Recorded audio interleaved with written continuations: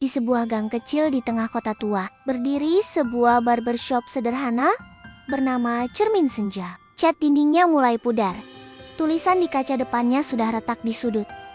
Tapi setiap sore, cahaya matahari selalu jatuh tepat di kursi kayu usang itu seolah Tuhan masih menyorotinya dengan kasih sayang. Di balik pintu, ada seorang lelaki tua bernama Pak Raffi, tukang cukur yang sudah 30 tahun menata rambut orang lain, tapi tak pernah sempat menata hidupnya sendiri. Suatu hari, datanglah seorang anak muda bernama Dimas. Rambutnya agak kokokan, matanya sayu, dan sikapnya kaku. "Cukur biasa, Pak," katanya singkat.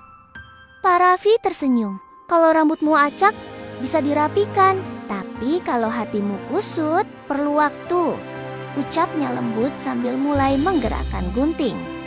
Dimas hanya diam. Tapi di cermin, ia memperhatikan lelaki tua itu.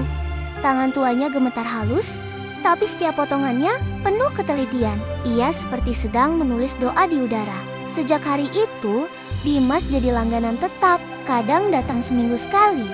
Bukan karena rambutnya panjang, tapi karena ia butuh tempat tenang. Tempat di mana seseorang mau mendengarkan tanpa menghakimi. Suatu sore, hujan turun deras. Dimas datang tergesa. Tubuhnya basah kuyup. "Pak, saya baru dipecat," katanya dengan nada patah. Pak Raffi hanya tersenyum, menaruh handuk di pundaknya. "Kau tahu, gunting ini sudah patah di satu sisi sejak lama," katanya sambil menunjukkan gunting tuanya. "Tapi aku tak buang. Aku asah, aku rawat, karena aku tahu selama masih bisa memotong, ia masih berguna." Dimas menatapnya. "Jadi, Bapak masih pakai gunting rusak?" "Tidak rusak, Nak. Hanya butuh kesabaran untuk tetap berfungsi." Kalimat itu menancap di hati Dimas seperti cambuk lembut. Dari hari itu, ia mulai mencari kerja lagi. Tapi bukan sekadar kerja, ia mulai belajar sabar. Seperti gunting tua itu. Beberapa bulan kemudian, Dimas datang membawa kabar bahagia. "Pak, saya diterima kerja dan saya mau bantu Bapak renovasi toko ini." Pak Raffi tertawa kecil, tapi matanya berkaca. "Terima kasih, Nak. Tapi ada sesuatu yang perlu kau tahu." Dari bawah meja, ia mengeluarkan sebuah bingkai foto lama. Terlihat dirinya bersama seorang lelaki muda yang mirip Dimas. "Itu ayahmu kan?" Dimas tertegun. "Ya," kata Pak Raffi pelan. "Ayahmu dulu teman baikku. Kami buka tempat ini bersama. Tapi suatu hari dia pergi tanpa pamit. Aku terus menunggu di sini. Barangkali anaknya akan datang suatu saat mencari tempat potong rambut seperti dulu."